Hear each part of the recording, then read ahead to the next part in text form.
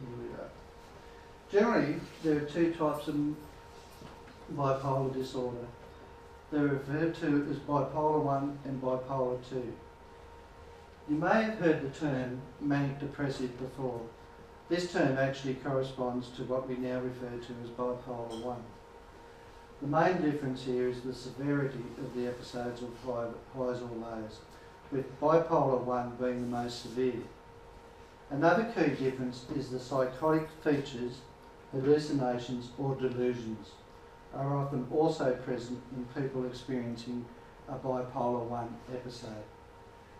The important thing to note is that both types respond to treatment and can be managed.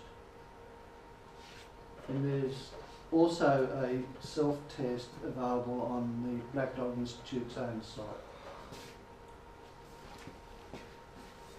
It is interesting that bipolar disorder is often associated with creativity. Research does show that creativity is overrepresented represented in people with the illness. Is anyone taken back by who we've got presented up here this evening? Is it quite a surprise? Pictured above, clockwise from top to left, Robbie Williams, Britney Spears, Andrew Johns. Andrew actually also acts as an advocate for the Black Dog Institute.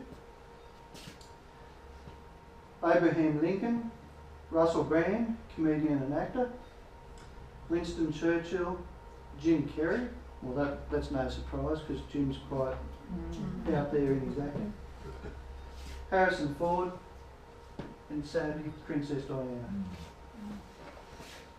But we know that there is a risk in pursuing the creativity brought on during highs.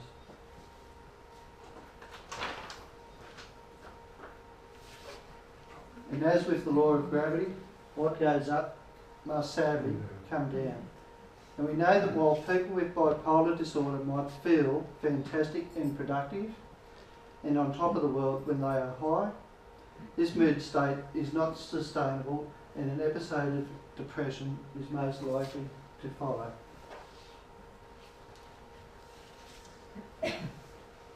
Bipolar disorder also increases people's risk-taking and impulsivity that often leads to negative coping behaviours such as drinking or substance abuse.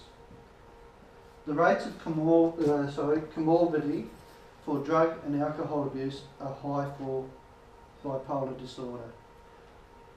I personally do find that in what I do here tonight in Black Dog Ride, when I speak to people that bipolar sufferers, I find it very, very common that they do admit that they drink heavily or they've delved in drugs.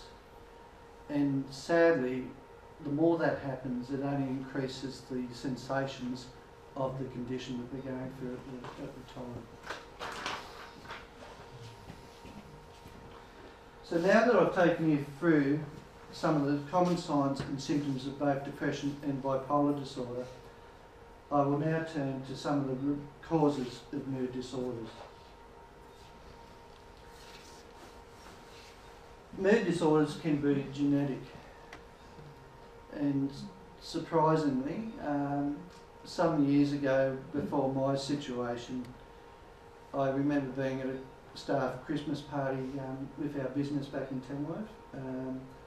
In our business we employ over 80 employees, and my mother turned up one evening quite distressed, in tears, and I'd never forget my father actually driving my mother to the Tamworth Base Hospital, where she was then sedated to calm her nerves and what's not. At the time, I was totally unaware that my mother was having an episode, but I am aware now that my mother has suffered depression for a few years. And I also have a younger sister that is 2 years younger than myself, and when she had her firstborn child, she suffered postnatal depression quite heavily. So it goes to prove that it runs in a trait within my family.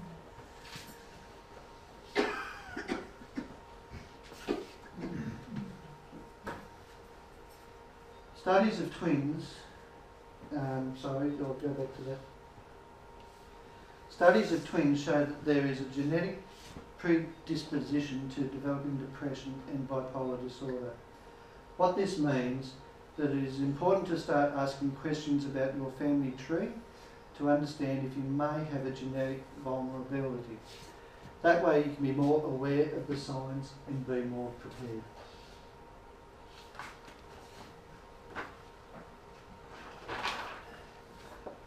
Stress can be also a major contributor to depression, and especially in the rural communities like yourself, with drought periods and so forth, it has quite a substantial impact. I found last year on Black Dog Ride, we spent the first night out of Sydney in Nyngan. Nyngan, sadly, in the last 2 years that I've visited, on average they've had 11 suicides in that community in those 2 years. Mm-hmm. Sadly, coming back last year's Black Dog Ride through Narromine, I called in on some very good friends that I grew up with in Wellington. And in their community in Narromine, in the first 6 months, they'd had 5 people commit suicide. So it's quite common in the rural communities. While our knowledge of the working brain is still limited, research has shown us that there are neurotransmitters or brain chemicals, this is my situation, involved in mood regulation. Other chemicals known to play a part in depression is serotonin, and that's the chemical that your brain produces which monitors your mood. It is the dysfunction of this chemical that most antidepressants seek to address. The point to get across here is that there are many aspects of depression that are outside of one's control, and that's what I was trying to say earlier about looking at the medical situation.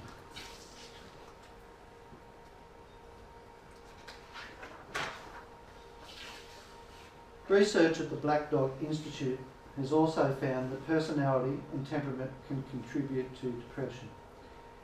Interestingly, when I went through my breakdown and was diagnosed and put on antidepressants, I can look back on my childhood or my teen years at school, and it's very strange. Like, since I've been on medication, it's like my whole life has become that much clearer, and I can distinctly look back on my teen years and see periods where I obviously was going through times of depression or being in low mood, but at that age didn't recognise it. But now that I'm medicated, I can see it as clear as day, like points in my teen years. Personality affects the way others relate to you, how you deal with stress, and also affect development of support networks and resources to deal with stress. The 4 personality styles that have been found most to correlate with depression include the following. Sorry. I'm getting lost again.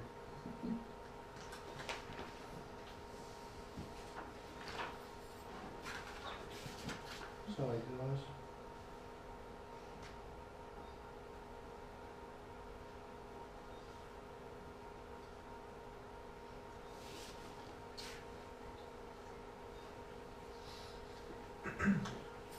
Alright. You're an anxious worrier. That's something that I've done quite common over the years. Self-critical, I don't find I do that too much, but funnily enough, ever since I left high school, one large aspect of my life that I've always found is that I look at the community around me, and I've always felt like, why is Joe Blow down the street coping, whereas I've always felt totally overwhelmed. When I was young, I was talking to Nicola earlier today, I was quite religious and believed in God, and went to the Baptist church and had faith. With the onset of depression, I find it very difficult now to have any faith in anything. I have always questioned my existence, why, even if I had a belief, why God put me here on earth.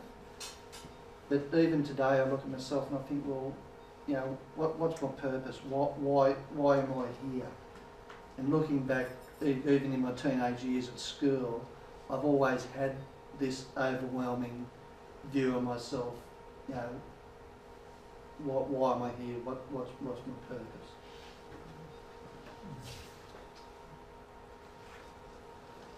While the lists of symptoms are useful in detecting depression, they do not really capture the lived experience of the illness.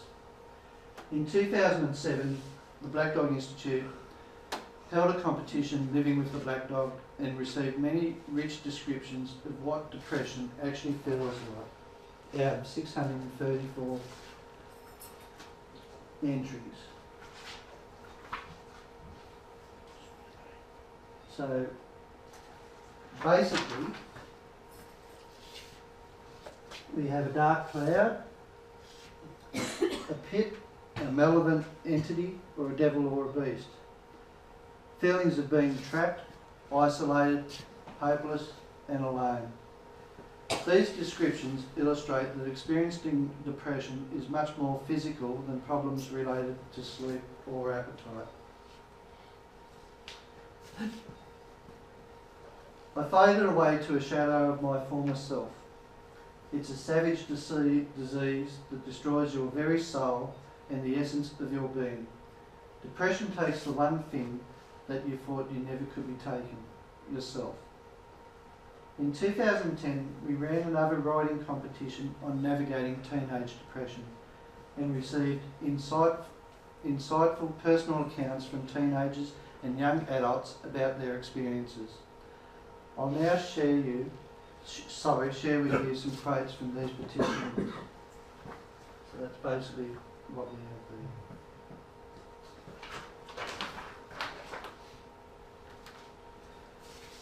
Descriptions from our third writing competition on managing bipolar disorder clearly illustrate the chaotic nature of bipolar disorder and the social and emotional fallout that can occur following an episode.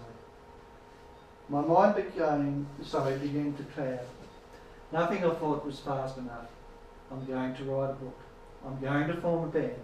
No, go to London. No, have solo exhibition. Quit my job, buy a new car, buy a new guitar. I'm drinking again and I'm shouting, everyone, let's go out. Having a party, having sex with a stranger, then a friend's boyfriend. Everything is going so fast until the inevitable crash. Finally, I'm diagnosed with bipolar disorder 2. I have a very good friend at home that rides regularly with me in the Ulysses Club. Believe it or not, I'm over 40, going on 50. Junior member? Sorry? Junior member? Yes, I'm a junior member. But Danny, this very good friend of mine, actually served as an SAS trooper in Northern Ireland and suffers with post-traumatic stress disorder. Danny is also diagnosed with bipolar disorder and sadly, like this young fellow I was speaking about earlier, regularly tries to go off his medication. When Danny does, I said to him recently on a trip to Sydney, I said, Danny, as a good friend, I want to tell you, you need to take your medication.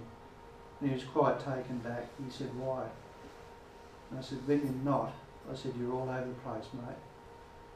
And he said, you really mean that? And I said, mate, I said, if you don't take your medication, you're either going to end up on your motorbike running into someone on the highway or doing something completely out of sorts.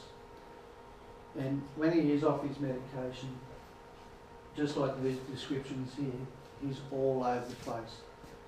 He'll go out just on a whim and buy a new car or a motorbike or excessive